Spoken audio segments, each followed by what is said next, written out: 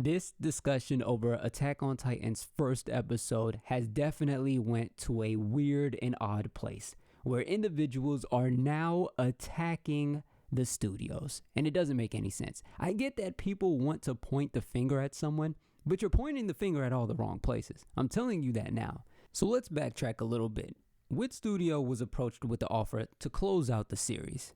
The problem is there was these unrealistic deadlines that were put in place by the higher ups. And with them understanding that because of these deadlines, they wouldn't be able to give the fans a great quality project that they're used to seeing from their studio with the first 3 seasons, they decided to pass up on the offer, despite wanting to close out on something that they've been a part of from the very beginning.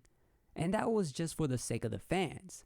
So from there, the higher-ups shopped around at a whole bunch of other studios, none of which would actually take the offer because they didn't want to disappoint fans and they saw how unrealistic the deadlines were, until they ran into MAPPA Studios, where they were the only studio that was willing to take the offer. Now, I understand the argument of, well, if MAPPA didn't take up the offer, then maybe they would have just delayed the whole project until later on, and that could have freed up an opportunity for a more well-done overall project. I get that argument, but you gotta understand, that's the route that they really didn't want to have to go. So because of that, they were just doing anything they possibly could to get the project done before the deadline.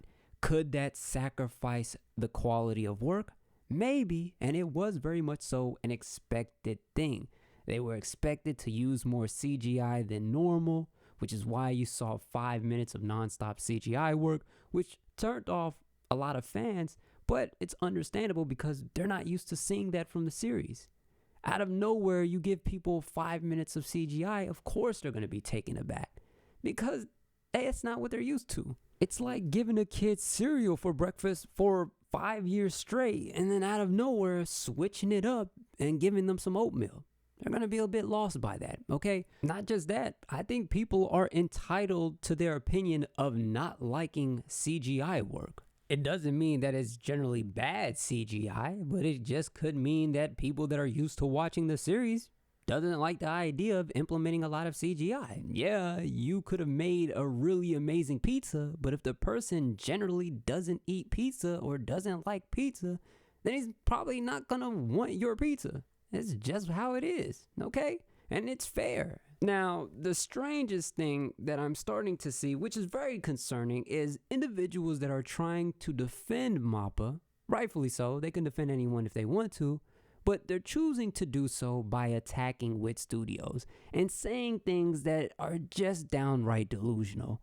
Trying to criticize some of their previous work, basically saying things like MAPPA would have done better with the first 3 seasons, which at the end of the day, WIT Studios did an amazing job with the first 3 seasons. An award-winning job, might I add. So to somehow try to discredit them just to make a point just doesn't make any sense, if you're asking me. Now, I think you can do a great job at defending MAPPA for having to use more CGI than certain fans are accustomed to seeing without discrediting WIT Studio. Because once you start discrediting WIT and their previous work, it then begins to start to look like you're just having an emotional response that is based on a fanboy mentality.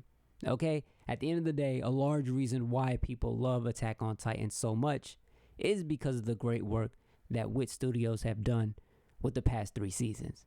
But that's just my take on it. So overall, I don't think either of these studios deserve any hate whatsoever. MAPPA just had to deal with what they were given, and WIT Studio had to pass up because they've been working on this series for 3 seasons and they know their capabilities and the time frame that it takes to deliver something of the highest form of quality.